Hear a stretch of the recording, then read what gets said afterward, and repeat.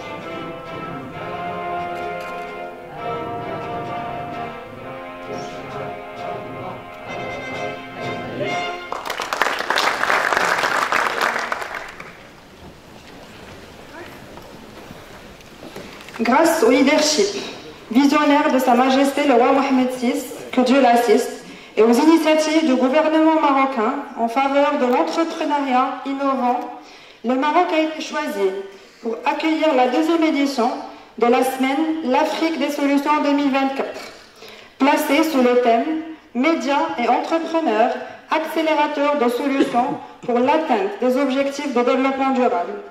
Et pour démarrer officiellement cet événement de grande envergure, nous inaugurons cette cérémonie d'ouverture par les mots de bienvenue.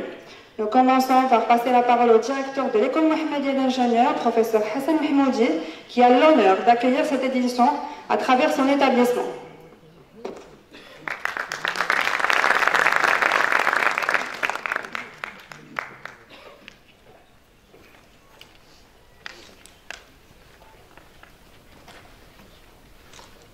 Monsieur le Président de l'Université Mohamed V, Son Excellence l'ambassadeur de Guinée, Son Excellence l'ambassadrice du Soudan, Maître Wafa Abdelalimon, fondatrice de la Semaine d'Afrique des solutions, Mesdames et Messieurs les intervenants dans les différentes tables rondes, Mesdames et Messieurs modérateurs dans les différentes tables de ronde, Mesdames et Messieurs les organisateurs de ce séminaire, Mesdames et Messieurs les invités, chacun avec son titre et sa fonction. Je vous souhaite la bienvenue à l'École Mohammedia d'ingénieurs et je vous remercie infiniment pour votre présence à cette deuxième édition sur le sol africain du Semaine d'Afrique des solutions. Ce séminaire qui prône la valorisation du capital humain africain, qui est une ressource renouvelable et un facteur incontournable pour le développement de notre continent. Le thème choisi pour cette édition, Médias et entrepreneurs, accélérateurs de solutions pour atteindre les objectifs de développement durable, reflète parfaitement les enjeux économiques actuels et à venir de l'Afrique. Conscient de ces enjeux et grâce à la vision éclairée de Sa Majesté le roi Mohamed VI, que Dieu l'assiste, le royaume a mis en place une politique d'ouverture et de partenariat avec l'Afrique et d'autres continents. Le Maroc demeure un lieu d'attraction pour les investisseurs avec des compétences variées dans des secteurs clés tels que l'ingénierie, la finance, les technologies de la formation, la santé et l'agriculture. Ces atouts, tels que sa position géographique stratégique reliant la Méditerranée à l'Atlantique et sa proximité avec le continent européen, son ancrage en Afrique, ainsi que le caractère stratégique de ses infrastructures en développement constant, notamment les infrastructures portières, la densification des liaisons aériennes et les investissements importants en Afrique, garantissant aucun doute une coopération mutuellement avantageuse pour le Maroc et ses partenaires africains et aussi européens, et permettent au Maroc de se positionner en tant que hub économique entre l'Europe et l'Afrique. L'école Mohammedia d'ingénieurs est la première grande école nationale nouvellement créée au Maroc au lendemain de l'indépendance. Il demeure à ce jour la plus prestigieuse et la plus grande quant au nombre d'étudiants et à la qualité de ses enseignants. C'est une grande école et c'est une école de solutions. Et je vais vous dire pourquoi. Depuis son inauguration par feu Sa Majesté Mohammed V, cet établissement n'a pas cessé d'actualiser ses enseignements, de développer ses activités de recherche et de moderniser sa gestion administrative pour s'adapter aux nouveaux besoins de la nation. Depuis sa création, l'IMI a formé plus de 13 000 ingénieurs et plus de 700 doctorants. Il a brillamment rempli sa mission d'établissement d'enseignement supérieur qui, au lendemain de l'indépendance, consiste à former des cadres hautement qualifiés pour l'encadrement de l'administration, la gestion des entreprises publiques et privées et à contribuer à l'essor technique et économique du royaume. L'UMI a toujours été une école pionnière dans les technologies et l'innovation. L'UMI a possédé le premier ordinateur au Maroc qui était un don du roi Baudouin.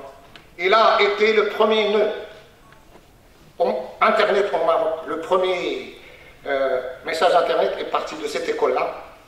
Ça a été la première école ayant introduit le nom de domaine .ma. Ça a été la première école ayant créé un incubateur d'entreprise et d'innovation technologique. L'Association des ingénieurs de l'IMI est la plus grande association d'ingénieurs au Maroc. L'AIM compte plus de 12 000 membres aujourd'hui, parmi eux des ingénieurs de plus de 65 nationalités originaires d'Europe, d'Asie et plusieurs de pays d'Afrique subsaharienne. Les tables rondes programmées durant les 3 journées promettent d'être des occasions enrichissantes d'échanges, stimulant la création d'idées nouvelles et de collaborations fructueuses. Ils permettent de susciter la réflexion autour des thèmes de cette édition, de partager les connaissances et l'expertise des différents intervenants, en particulier les acteurs socio-économiques et les ambassadeurs de solutions, et de formuler des recommandations visées d'une part à renforcer la résilience et la compétitivité de l'Afrique des solutions, et d'autre part de promouvoir l'Afrique de solutions auprès de ses partenaires dans les 4 coins du monde et des institutions financières mondiales. Pour conclure, je tiens à féliciter chaleureusement le comité d'organisation de cette édition pour son engagement et ses efforts ayant contribué à un succès de cet événement exceptionnel et à exprimer ma gratitude envers tous nos partenaires et tous les intervenants. Merci beaucoup. Merci beaucoup, Monsieur le Directeur. Professeur Farid El-Bachin a toujours soutenu les initiatives en faveur de l'innovation et de l'entrepreneuriat. Monsieur le Président, permettez-moi de vous céder la parole pour votre allocution d'ouverture de la Semaine d'Afrique des Solutions, organisée ici même à Rabat par l'Université Mohammed V.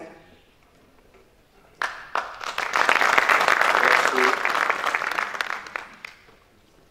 On m'a demandé de dire un mot de bienvenue, je vais me limiter à la bienvenue, avec peut-être éventuellement quelques débordements.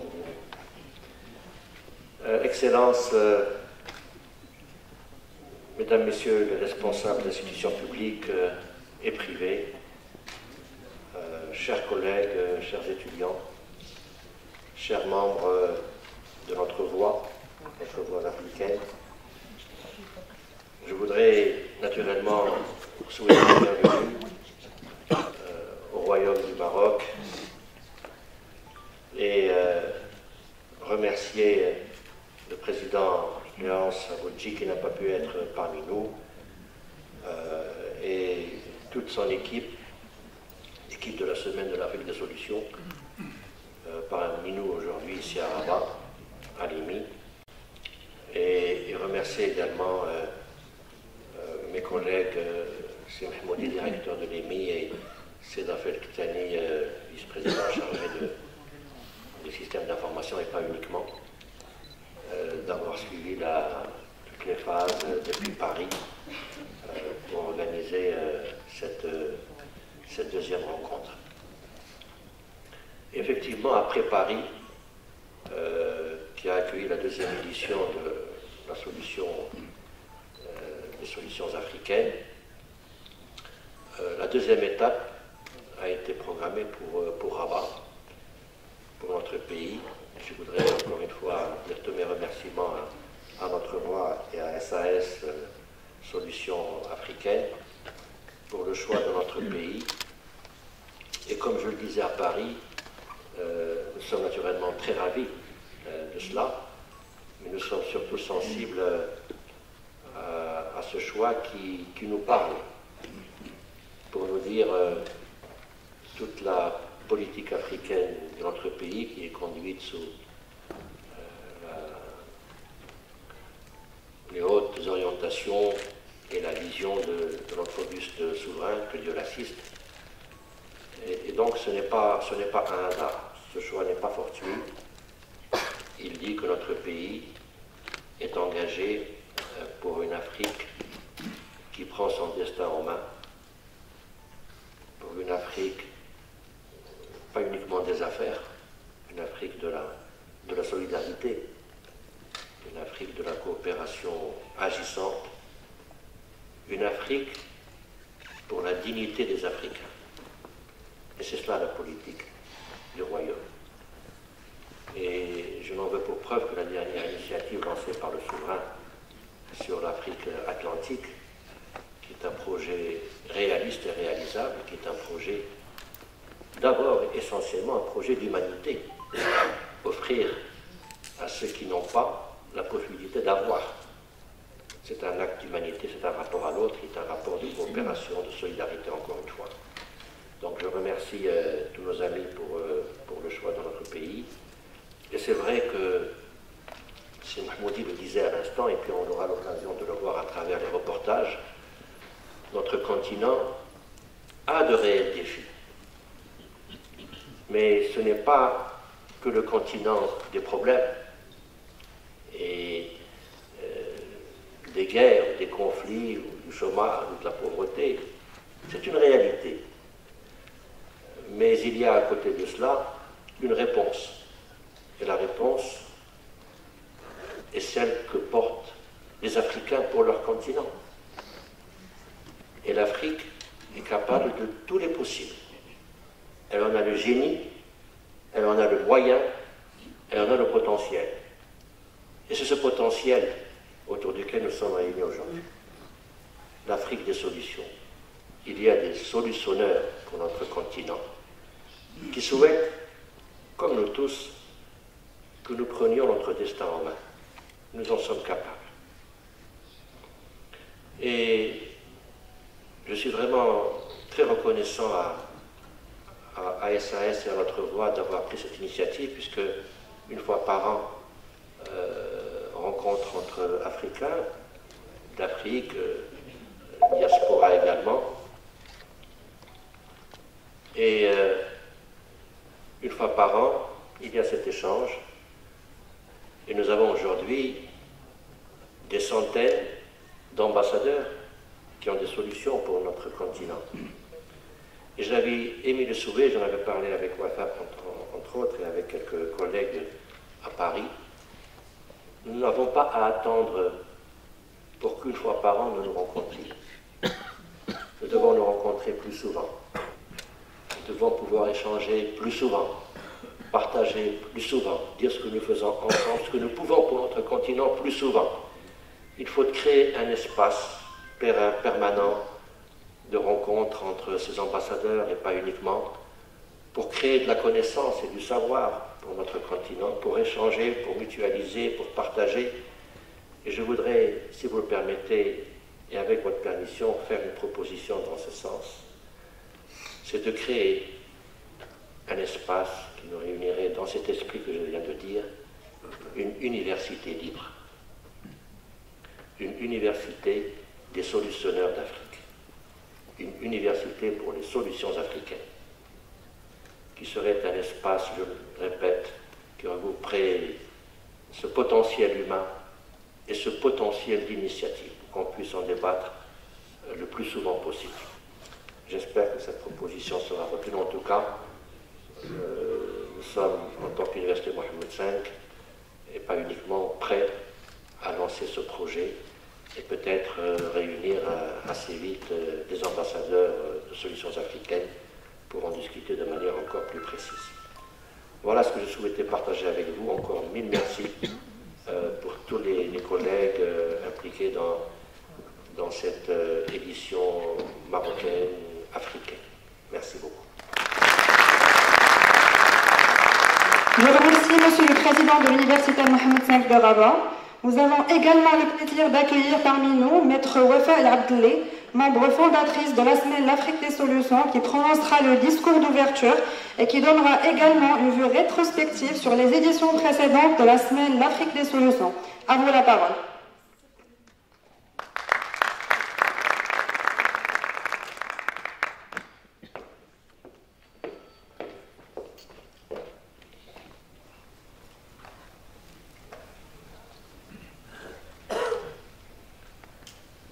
Monsieur le ministre de l'Enseignement supérieur, de la Recherche scientifique et de l'Innovation, Monsieur l'ambassadeur extraordinaire et plénipotentiaire de la République du Cameroun près le Royaume du Maroc et doyen du corps diplomatique arabe, Monsieur l'ambassadeur extraordinaire et plénipotentiaire de la République de Guinée près la France, pays invité d'honneur à la SAS 2024, Monsieur le président de l'Université Mohammed V de Rabat, Monsieur le directeur de l'école Mohammedia d'ingénieurs, Mesdames, Messieurs les journalistes et patrons de presse africains, Mesdames et Messieurs les entrepreneurs et solutionneurs africains, Mesdames et Messieurs les responsables d'organisations internationales intervenant au Royaume du Maroc, Mesdames et Messieurs les membres du comité pardonnez-moi, de la Semaine L'Afrique des Solutions, chers partenaires à divers niveaux, distingués invités, Mesdames, Messieurs,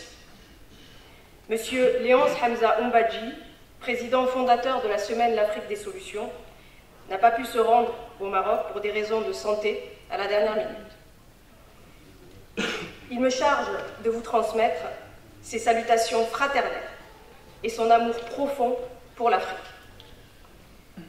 Je suis Wafa El Abdelli, avocat au barreau de Toulouse en France et docteur en droit international des affaires et membre du comité d'organisation de la SAS Rabat.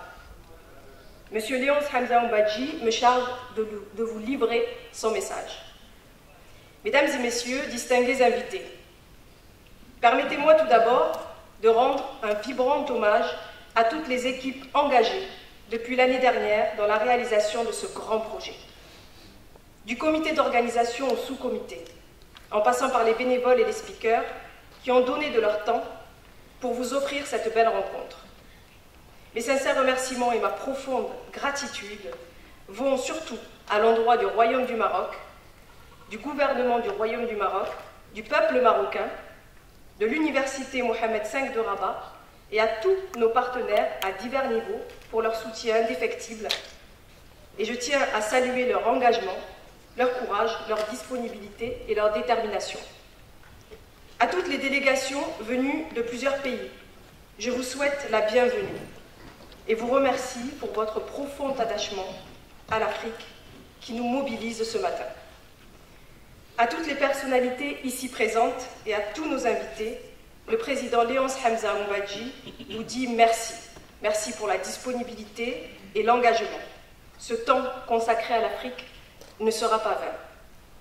Aujourd'hui, à Rabat, l'Afrique a rendez-vous avec son destin. Et quel plus beau lieu que l'école Mohammedia d'ingénieurs, relevant de l'université Mohammed V de Rabat, pour poser les bases de l'Afrique des solutions sur le sol africain. Monsieur le professeur Farid El-Bacha, merci d'avoir cru en nous. Mesdames et messieurs, le Royaume du Maroc devient ainsi le tout premier pays africain à abriter la Semaine de l'Afrique des solutions. Comme vous le savez, le Maroc est une destination de rêve, un pays qui attire beaucoup de monde, pour plusieurs raisons. Une politique fiscale attractive, des facilités pour encourager l'innovation et la créativité, la présence d'industries de pointe, un climat des affaires favorable, et la liste est encore longue. Sous l'égide de Sa Majesté le roi Mohamed VI, que Dieu l'assiste, le pays s'est engagé en faveur de la promotion de l'entrepreneuriat innovant, des modes de production et de consommation responsables, de l'épanouissement de tous, de la cohésion sociale, de la santé pour tous, de la solidarité entre les territoires et les générations, de la paix et de la tolérance. Des politiques publiques sont mises en œuvre pour inciter les concepteurs et organisateurs d'événements à développer des pratiques les plus respectueuses du public et de son environnement. Des valeurs partagées par la semaine L'Afrique des solutions. Au Best African Solutions, à la SAS 2023 et 2024, à Paris, le prix de la meilleure ville de solutions a été décerné à la ville de Casablanca pour ses aspirations technologiques. Plusieurs citoyens marocains ont reçu des médailles d'honneur en tant qu'ambassadeurs de solutions pour l'Afrique, pour leur engagement et initiative en faveur du bien commun. Alliant harmonieusement le traditionnel et le moderne, le Maroc offre donc un cadre idéal pour accueillir la SAS en Afrique, dans un environnement riche en culture, en histoire et en saveurs. L'organiser surtout à Rabat est une opportunité unique de profiter de son atmosphère romantique, de son charme et de son modèle de développement durable, intégré, compatible et inclusif sur le plan économique, social, culturel et environnemental.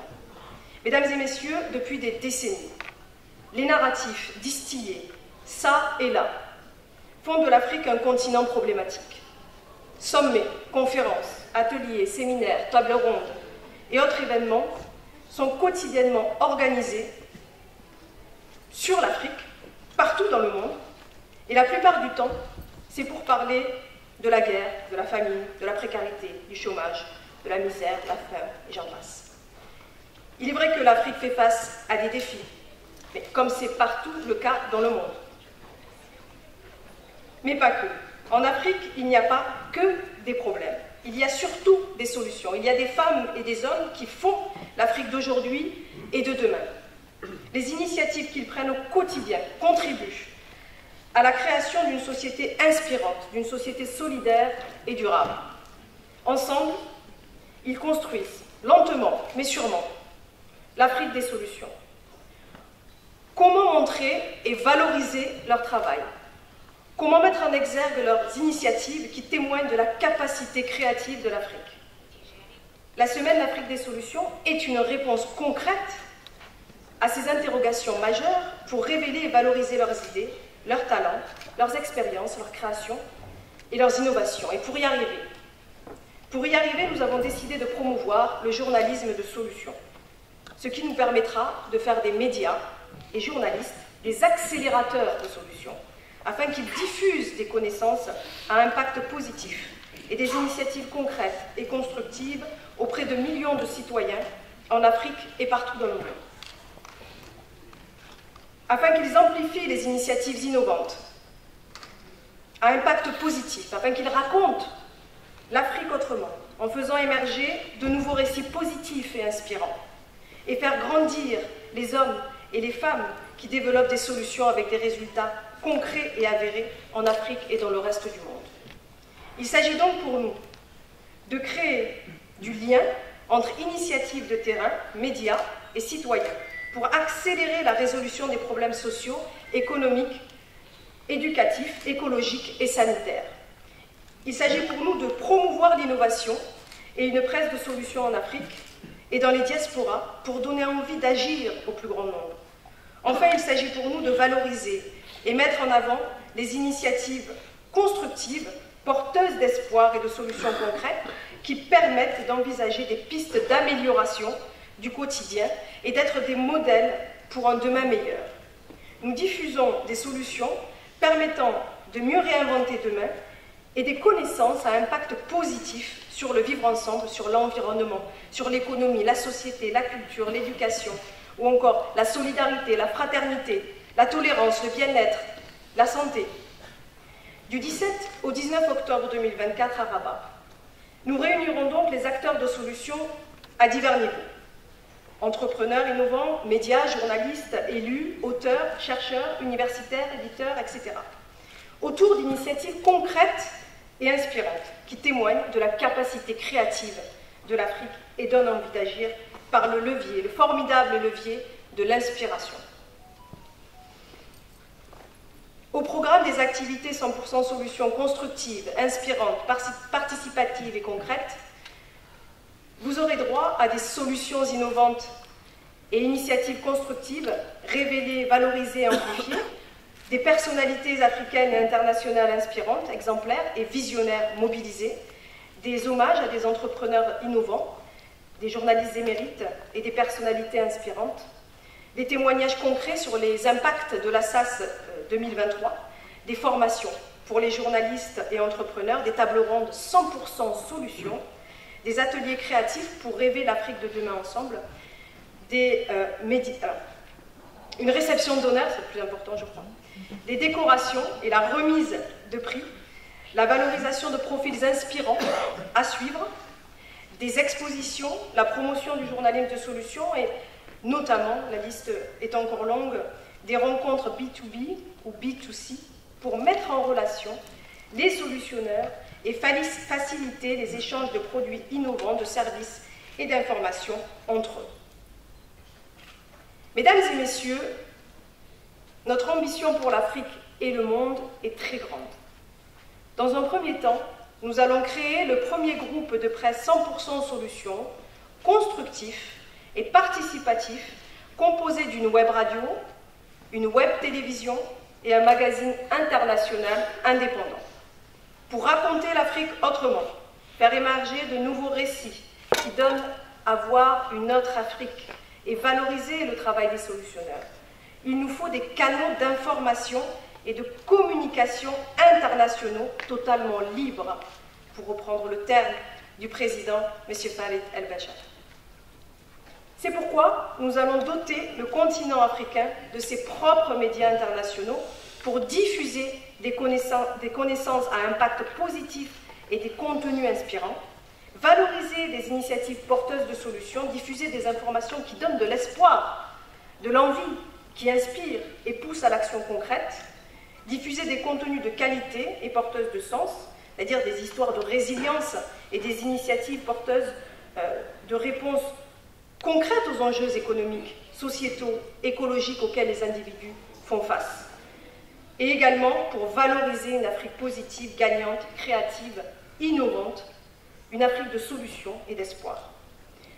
Dans notre agenda se trouve également un centre de formation professionnelle pour les solutionneurs, le premier musée numérique mondial, 100% solutions, dédié à l'Afrique pour valoriser les solutions innovantes et les initiatives constructives Made in Africa, le fonds Africa Solutions pour financer les initiatives innovantes, porteuses de solutions et d'espoir, et les médias constructifs et indépendants. Se trouve également dans notre agenda la création de la première école pratique du journalisme de solutions en Afrique. Mesdames, Messieurs, comme vous le constatez certainement, la Semaine l'Afrique des solutions, le premier grand événement mondial 100% solutions dédié à l'Afrique, est une grande ambition. Notre vision ambitieuse, réaliste et réalisable pour l'Afrique des solutions réussira par l'adhésion de chacun d'entre vous. L'engagement durable de chacun d'entre vous. Nous avons besoin de vous pour aller encore plus loin. Chacun de vos soutiens sera utilisé au mieux pour ce projet commun. Toutes les personnes qui souhaiteraient rejoindre cette aventure créative et innovante sont priées de nous contacter. Agissons aujourd'hui pour construire l'Afrique de demain. Merci pour votre aimable attention. C'était là le message du président fondateur de la Semaine d'Afrique des Solutions, M. Léonce Hamza Oumbadji, qui n'a pu effectuer le déplacement, mais qui est de tout cœur avec nous. Je vous remercie. Merci Madame Abdi pour cette intervention inspirante. Nous avons l'honneur de recevoir parmi nous également des personnalités de grande renommée.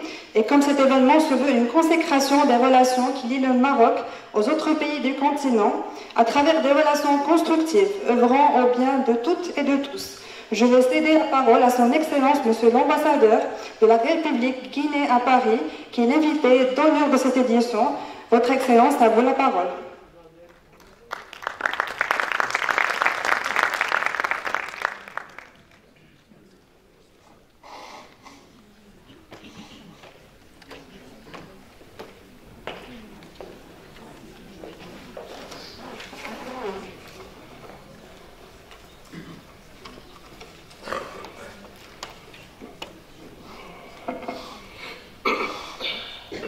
Bonjour, messieurs, dames. Cette allocution, en principe, aurait dû être prononcée par son Excellence, Monsieur l'ambassadeur de la Guinée au Royaume du Maroc, mais pour des questions de calendrier, il n'a pu être présent. Et donc, je me permets aujourd'hui de prononcer l'allocution aussi à son nom, même si la Guinée est aujourd'hui invitée d'honneur de cette grande manifestation. Donc, à tout honneur, tout seigneur. Voilà, merci à vous. Excellences, Mesdames et Messieurs les ambassadeurs, distingués solutionneurs, entrepreneurs et journalistes, distingués invités, en vos rangs et qualités, tout protocole respectueusement observé. Après l'étape de Paris qui a été un immense succès, voici que nous nous retrouvions aujourd'hui et pour la toute première fois en terre africaine au Royaume du Maroc. C'est un honneur pour la Guinée d'être le premier pays invité d'honneur de cet événement révolutionnaire et porteur de belles perspectives pour notre continent. Je voudrais pour cela remercier et saluer les organisateurs pour l'honneur fait à mon pays et tout particulièrement M. Léonce qui n'est pas parmi nous aujourd'hui et tous nos cœurs et tous nos esprits sont envers lui pour son propre établissement.